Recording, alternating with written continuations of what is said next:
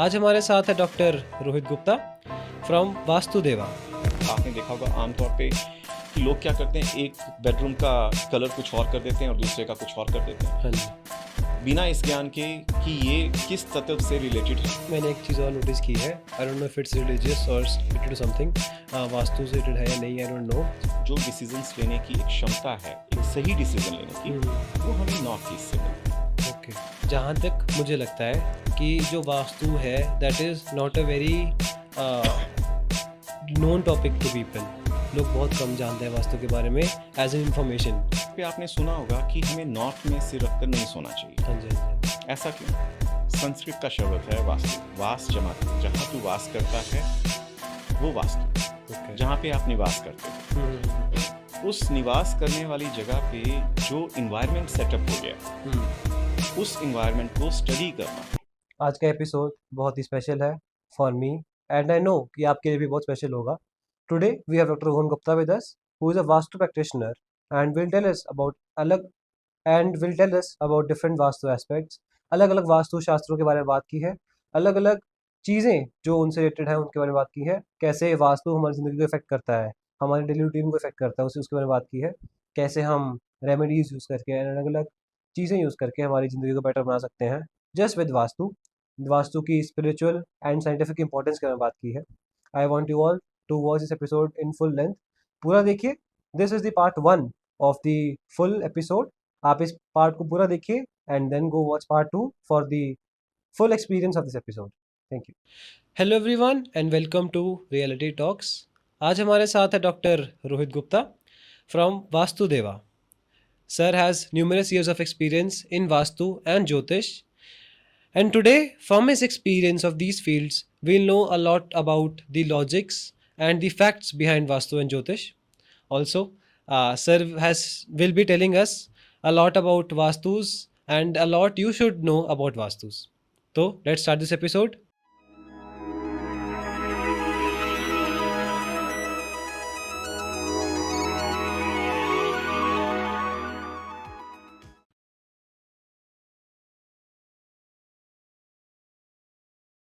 तो सर, इस एपिसोड की शुरुआत में I like to know about your expertise. मतलब आप वास्तु एक्सपर्ट हैं, तो I know from you that what is vastu. देखिए, पहले तो मैं यही कहूँगा कि मैं एक वास्तु प्रैक्टिशनर हूँ, ओके, सॉरी। एक्सपर्ट नहीं है, हाँ जी। क्योंकि ये विद्या सनातन की विद्या है और इसमें आप जितनी प्रैक्टिस करते चले जाएंगे उतने ही आप बेहतरीन होते चले जाएंगे। अब दूसरी बात करते हैं कि वास्तु क्या है। संस्कृत का शब्द है वास्तु, वास जमा तू, जहाँ तू वास करता है वो वास्तु है, ओके। जहाँ पे आप निवास करते हो। उस निवास करने वाली जगह पे जो इन्वायरमेंट सेटअप हो गया, उस इन्वायरमेंट को स्टडी करना। जैसे कि आपको या तो नींद बहुत ज़्यादा आती है, आपको गुस्सा बहुत ज़्यादा आता है, आप बहुत अच्छा ढंग से सोच समझ सकते हैं और एक महान इंसान बन जाते हैं। कोई उसी तरह के इन्वायरमेंट में ना रहते हुए दूसरे इन्वायरमेंट में रहता है तो वो इतना अच्छा नहीं बन सकता कंपेरेटिवली उसकी तरह। हाँ जी। तो इस वातावरण को स्टडी करना वास्तुशास्त्र कहलाता है। ओके। और इसी इन्वायरमेंट के ऊपर सारी चीज़ें डिपेंड करती हैं। ओके। ये वास्तु है। वास्तु में हम सिर्फ दिशाओं को नहीं देखते, पंच तत्वों के मेल को भी देखते हैं। कि पंच तत्व मतलब 5 एलिमेंट्स। जैसे नॉर्थ को जल दिशा कहा जाता है, ओके। ईस्ट को या हम ये कहें पूर्व दिशा को, उसको एयर एलिमेंट कहते हैं। जब हम बात करते हैं अग्नि दिशा की तो वो साउथ आ गया। जब हम बात करते हैं पश्चिम दिशा की तो उस वेस्ट दिशा को हम स्पेस कहते हैं। ओके। तो एयर, वाटर, स्पेस और फायर, बीच में हमारे आ जाता है अर्थ एलिमेंट। ओके। तो ये पांचों एलिमेंट्स के साथ इनका जो तत्व ज्ञान है, उसको जो हम अंडरस्टैंड करते हैं, उसकी जो प्रैक्टिस करते हैं समझने की, उसको हम वास्तुशास्त्र में लेके आए, इंक्लूड करते हैं। ओके। आपने बताया कि वास्तुशास्त्र सनातन का एक हिस्सा है, तो I would like to ask कि इन मॉडर्न डे वर्ल्ड हम स्पिरिचुअलिटी मतलब सनातन और साइंस को अलग अलग डिफ्रेंशिएट करते हैं, बट वास्तु जैसे एक विद्या है, things like vastu and astrology, they are combination of both. जहाँ तक आई थिंक, बाकी you are the practitioner, you know better than me. जहाँ तक आई थिंक कि जो वास्तु है एंड एस्ट्रोलॉजी है, they are the combination of science and spirituality. Also, I don't want to differentiate science and spirituality. They are the same thing. As far as I think. तो I would like to ask you कि वास्तु में what are the elements या जो ऐसे तत्व हैं जो उसे इन्फ्लुएंस करते हैं वास्तु को. देखिए, आम तौर पे लोग समझते हैं कि वास्तु का अर्थ है कि यहाँ घर बना लिया तो उस घर के अंदर कहाँ कहाँ पे कमरे बनाने हैं, कैसे बनाने हैं, खिड़कियाँ कहाँ हाँ जी, बनानी है. हाँ जी. आम तौर पे धारणा ये है, पर एक्चुअल में ऐसा नहीं है, क्योंकि रूम एक्टिविटीज़ हर डायरेक्शन के साथ बंधी हुई है. तो उन पंच तत्वों में यदि हम सही तरीके से सही रूम एक्टिविटीज़ को स्थापित करते हैं तो हमें एक अच्छे रिजल्ट्स देखने को मिलते हैं अपनी लाइफ में. और साइंटिफिक इस तरह से मैं आपको बड़ा एक छोटा सा एग्जांपल देता हूँ. हाँ जी, आमतौर पे आपने सुना होगा कि हमें नॉर्थ में सिर रखकर नहीं सोना चाहिए. हाँ जी, हाँ जी, हाँ जी. ऐसा क्यों? क्योंकि जब आप देखते हैं कि नॉर्थ दिशा जो है, अगर हम अपनी धरती को देखते हैं, अपनी भूमि को देखते हैं, तो आप पाएंगे कि मैग्नेटिक पोल्स हैं. हाँ जी. और नॉर्थ दिशा में वो अट्रैक्ट करती है. राइट. ठीक है. अब हमारे ब्लड के अंदर लोहा होता है, आयरन तत्व होता है. Right, right, right. तो आयरन जब है, अब अगर हम वहाँ पे सिर रखकर सोते हैं अपना नॉर्थ दिशा की तरफ, तो आयरन धीरे धीरे धीरे धीरे उस प्रैक्टिस में आ जाता है, यहाँ की तरफ इकट्ठा होना शुरू हो जाता है. ओके. तो जो बाद में एक प्रॉब्लम को क्रिएट करता है, जिससे न्यूरो सर्जरी तक जो है पॉसिबल हो जाती है. ओके. इसी वजह से नॉर्थ दिशा में अगर आप सोएंगे तो आपको एक तो स्लीप डिसऑर्डर हो जाएंगे. वहाँ पे आप उस डायरेक्शन में सो के एक अच्छी नींद को, एक अच्छे रिलैक्सेशन को नहीं पा पाएंगे. साउथ इसके ऑपोजिट है. तो साउथ दिशा में यदि आप सिर करके सोएंगे तो आपको नींद भी अच्छी आएगी, आप रिलैक्स भी अच्छा होंगे. तो ये भी साइंटिफिक हो गया. साइंटिफिक है. इस तरीके से हम इसको साइंटिफिकली लेके चलते हैं. और बहुत सारे रीजंस हैं. हाँ जी, हाँ जी, हाँ जी. पूरा वास्तुशास्त्र जो है, जो हमारी सनातनी एक विद्या है, और हमारी जितनी भी प्राचीन सनातनी विद्याएं रही हैं, वो सभी साइंस के ऊपर ही हैं. ओके. देखना और समझने की ज़रूरत है बस. हाँ जी, हाँ जी, हाँ तो जी. ये आपकी बात का जवाब. ओके. राइट. जहाँ तक मुझे लगता है कि जो वास्तु है that is not a very known topic to people. लोग बहुत कम जानते हैं वास्तु के बारे में एज एन इन्फॉर्मेशन. तो what people do is that जब वो घर बना रहे हैं, कोई भी बिल्डिंग बना रहे हैं, they will not contact a vastu practitioner like you, but they will ask random people कि हाँ भाई बताओ कहाँ बनाऊँ, ये सही है कि नहीं सही. सो जो वो मिस इन्फॉर्मेशन फैल रही है उसके कारण उनके लाइफ पे इफेक्ट हो रहा है. तो what do you think vastu influences us in a way कि ह्यूमंस को वास्तु कैसे इन्फ्लुएंस करता है कि it changes our life, right. हमारी पूरी लाइफ को इन्फ्लुएंस कर देता है वो. तो if someone has something wrong in their house, like आपने हम बात करें तो एग्जांपल दिया नॉर्थ ईस्ट में टॉयलेट वाला, तो उससे हमारी ज़िंदगी में क्या इफेक्ट पड़ता है? बड़ा अच्छा प्रश्न है आपका. आमतौर पे लोग क्या करते हैं कि जैसे किसी पंडित जी को बुला लिया, हाँ जी, हाँ जी. जब वो घर बना रहे हैं, पंडित जी को अब इतनी नॉलेज नहीं है वास्तु की. हाँ जी. उन्होंने नॉलेज इस चीज़ की गेन नहीं की है. कर्म काट का कोई छोटा सा उन्होंने 6 महीने का या साल का हरिद्वार, ऋषिकेश या कोई आदरणीय जगह से उन्होंने कोई कोर्स कर लिया और वो आ गए. हाँ जी.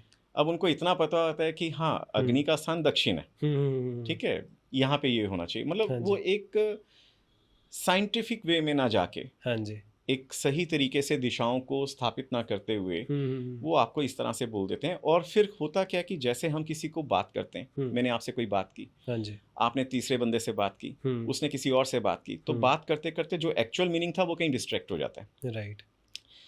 अब हम लोग 16 डायरेक्शंस की जब बात करते हैं, तो जब हम किसी एक आम आदमी से बात करते हैं, भाई आपको कितनी डायरेक्शंस का पता है? 4 डायरेक्शंस पता है सर. हाँ जी. अच्छा चलो 4 पता हैं. किसी को 8 भी पता होती हैं, जो डायगनली 45 डिग्री पे, जैसे नॉर्थ ईस्ट आ गया या साउथ ईस्ट आ गया, साउथ वेस्ट या नॉर्थ वेस्ट आ गया. अब कोई रामायण जिसने बहुत अच्छी देखी हुई है तो वो कहेगा कि मुझे 10 दिशाओं का पता है, क्योंकि रावण जी के बारे में कहते थे कि ये 10 दिशाओं के मालिक हैं. चलो ये भी हो गया. अब विश्वकर्मा प्रकाश के मुताबिक 16 दिशाएं हैं. ओके. और 16 दिशाओं में उनके अपने अपने गुण धर्म हैं. जैसे एग्जाम्पल के तौर पे नॉर्थ दिशा का गुण धर्म अगर हम बात करते हैं, तो पैसे से संबंधित जो अवसर आपको प्राप्त होने चाहिए, मतलब पैसा कमाने के लिए जो अवसर आपको अपने जीवन में मिलने चाहिए, हाँ जी, हाँ जी, हाँ जी. वो उस दिशा से आते हैं अगर वो बैलेंस होगी. ओके. साउथ ईस्ट अगर आपका इम्बैलेंस है फॉर एग्जाम्पल, तो पैसे से संबंधित दिक्कतें आपको आएंगी. ओके. आप कहीं भी इन्वेस्टमेंट करेंगे तो वो पैसा फंस जाएगा. ओके. तो इस लिहाज से हम देखते हैं तो हर दिशा का अपना एक गुण धर्म है, और उसी गुण धर्मों पे हम सारे वास्तु को बैलेंस करते हैं। हाँ जी। जब हम इसको जो एक वैदिक तरीका था वास्तु को, जब वो एक मैप को लेते थे हाँ जी। और उसको डिवाइड करते थे, तो वो क्या करते थे कि एक ही दिशा, मतलब 4 दिशाओं को अलग अलग लेके उसको 9 भागों में डिवाइड कर देते थे एक दिशा को। ठीक है। सॉरी 8 भागों में जैसे उन्होंने डिवाइड कर दिया। तो इस तरह से 32 द्वार वो निकालते थे। तो उसमें कहीं ना कहीं गलतियां हो जाती थी। ओके। क्योंकि जब हम बात करते हैं, जैसे हम ज्योतिष की बात करते हैं, तो ज्योतिष में 12 घर होते हैं। हाँ जी। और एक घर 30 डिग्री का होता है।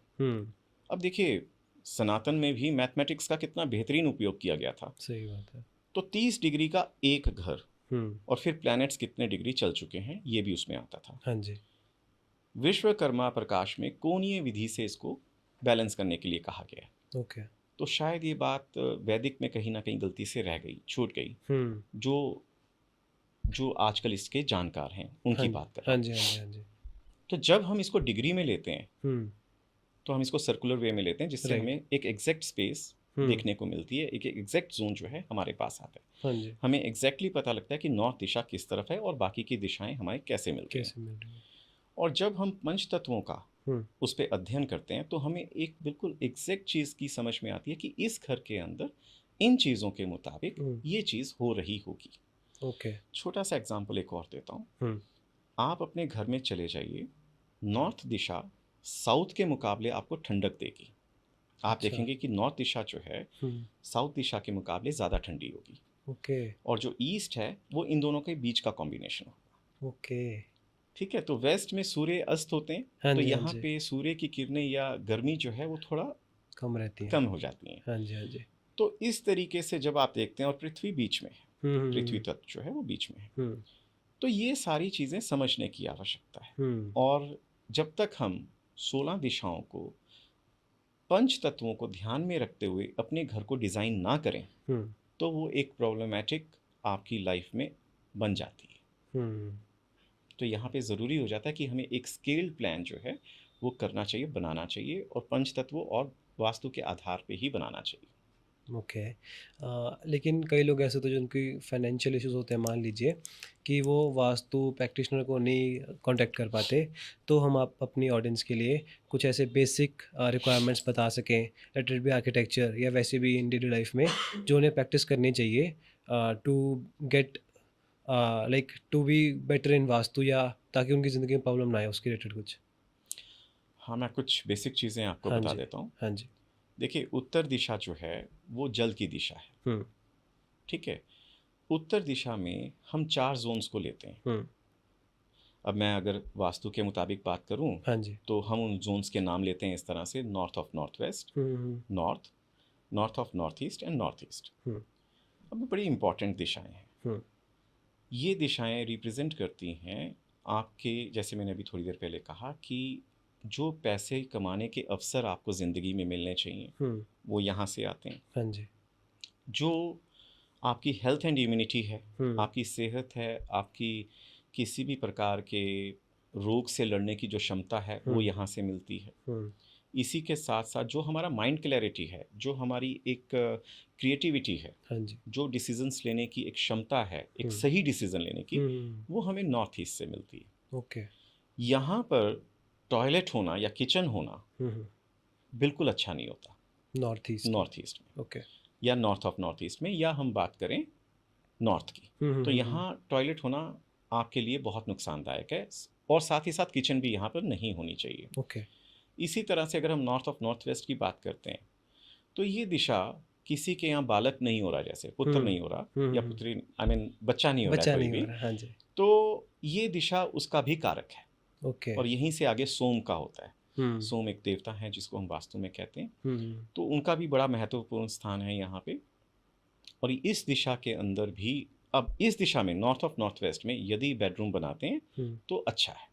ओके। एक विवाहित कपल के लिए बहुत अच्छा है, जिनकी लोगों की शादियां नहीं हो पा रही हैं, उनका बेडरूम अगर यहाँ पर होगा तो बहुत अच्छा है। ओके। उनकी शादी, मतलब एक ऐसा लाइफ पार्टनर उनकी ज़िंदगी में, एक ऐसा प्रावधान बनना शुरू हो जाएगा कि कोई ना कोई ज़रूर आएगा। ओके। लेकिन बशर्ते बैलेंस्ड हो।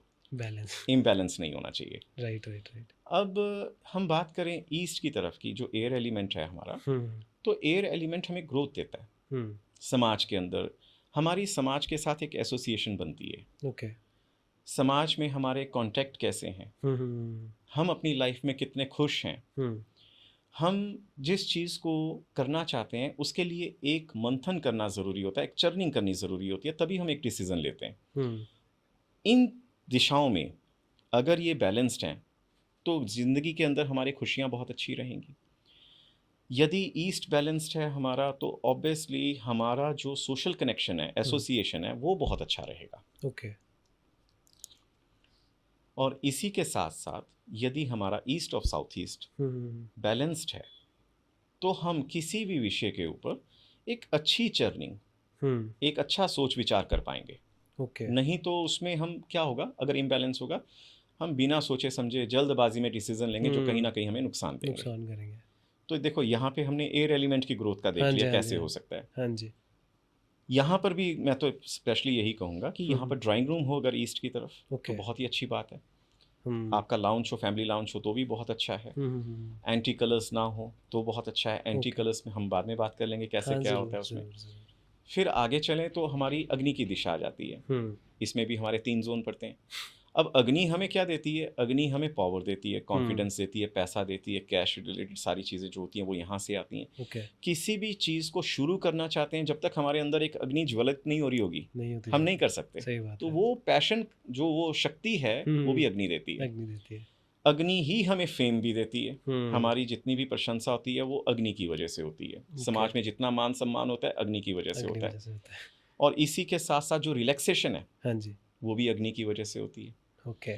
तो अगर ये इम्बैलेंस हो जाए तो जितना मैंने आपको बताया सबका उल्ट हो जाएगा। ओके। साउथ ईस्ट में टॉयलेट आ गई तो डेफिनेटली आप कैश से संबंधित प्रॉब्लम से उलझे रहेंगे। साउथ ईस्ट में जल तत्व आ गया किसी रूप में, जैसे ब्लू कलर आ गया आपका, मान लीजिए ब्लू कर्टेंस आ गए, या ब्लू कलर किसी अवस्था में आ गया, वेवी शेप्स किसी अवस्था में आ गई, तो ये उसको इम्बैलेंस कर देगा। तो यहाँ पे उस चीज़ से बचना चाहिए।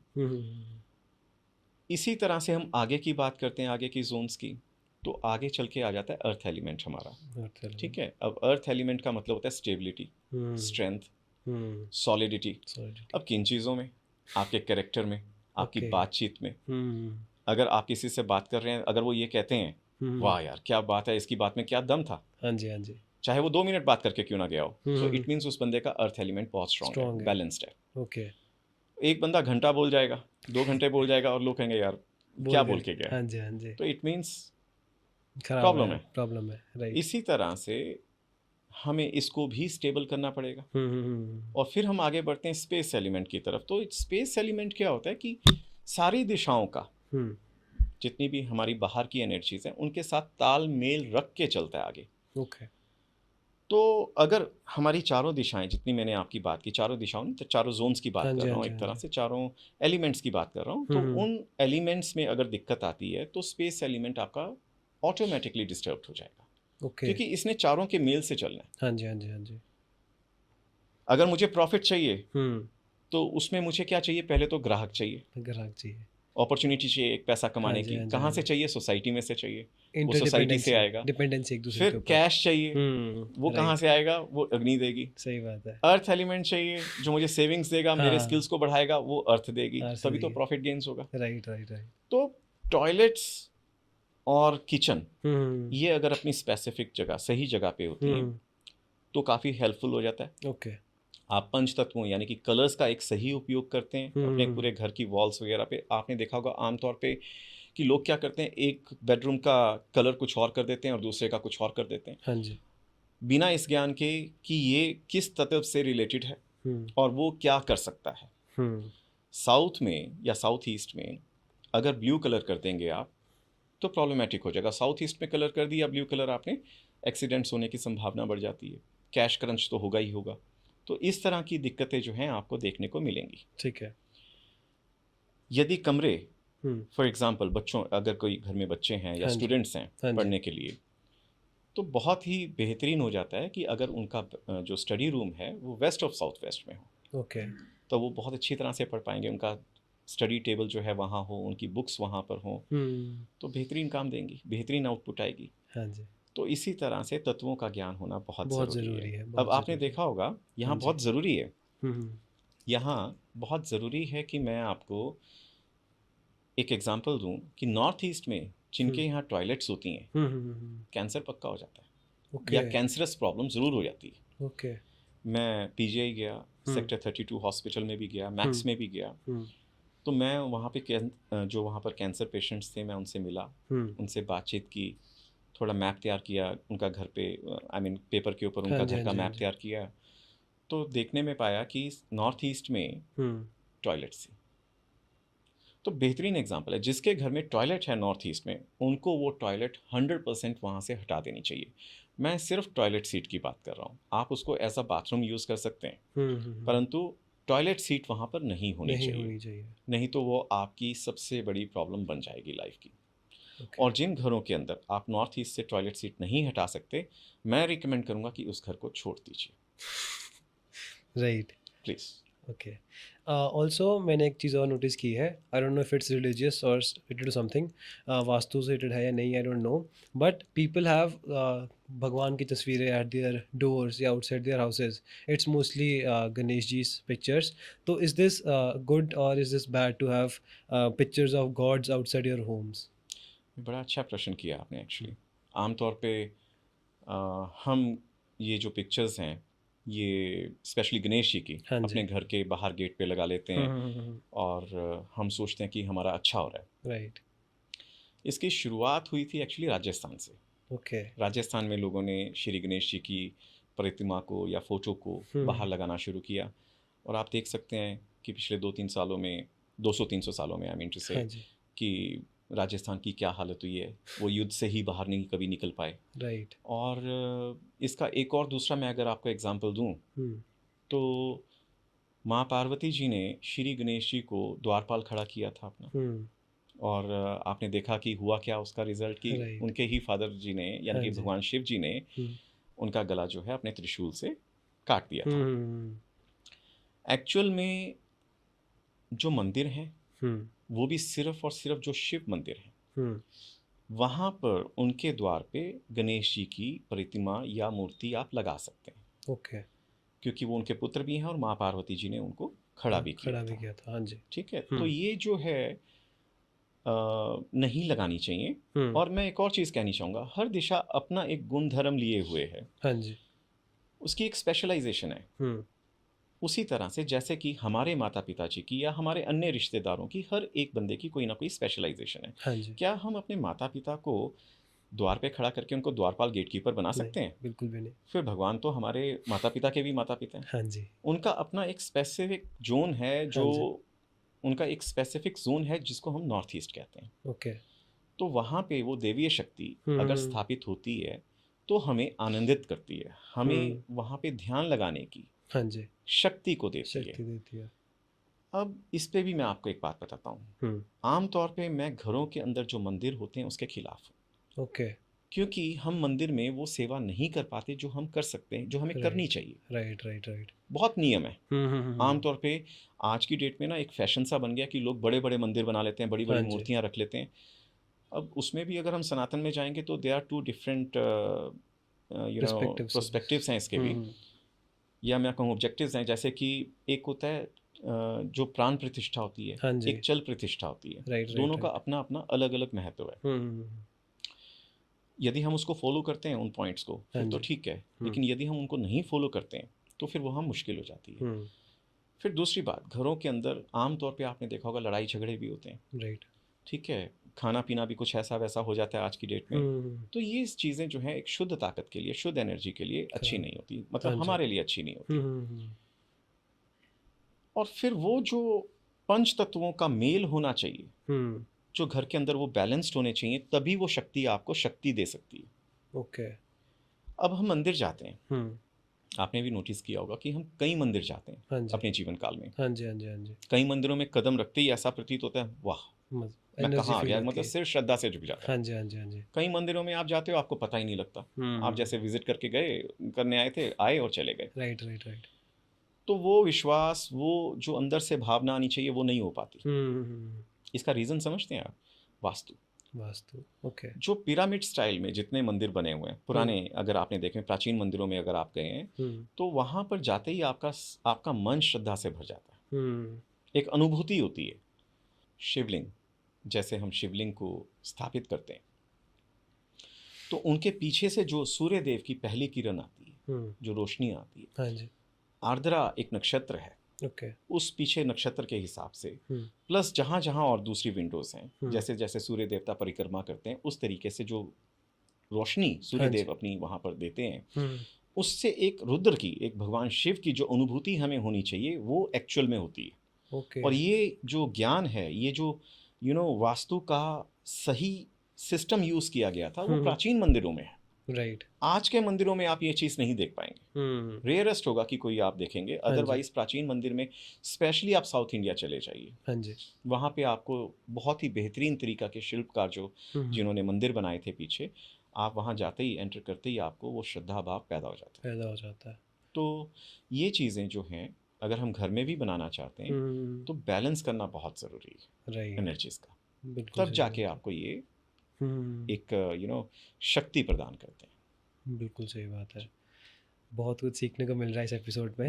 I hope you all like this episode of the Vastu Shastras with Dr. Rohan Gupta on the Reality Talks podcast. ये एपिसोड बहुत ही ज़्यादा इन्फॉर्मेटिव है, अलग अलग एस्पेक्ट्स में बात की गई है, वास्तु के बारे में बात की गई है, एंड आपको जो चीज़ें अपनी लाइफ में इफेक्ट करती है उनके बारे में बात की गई है। आई नो कि ये एपिसोड देख के आप सबको बहुत कुछ सीखने को मिला होगा, एंड आई होप कि आप सबने इसे पूरा देखा होगा। तो thank you all for watching part 1 and stay tuned for part 2।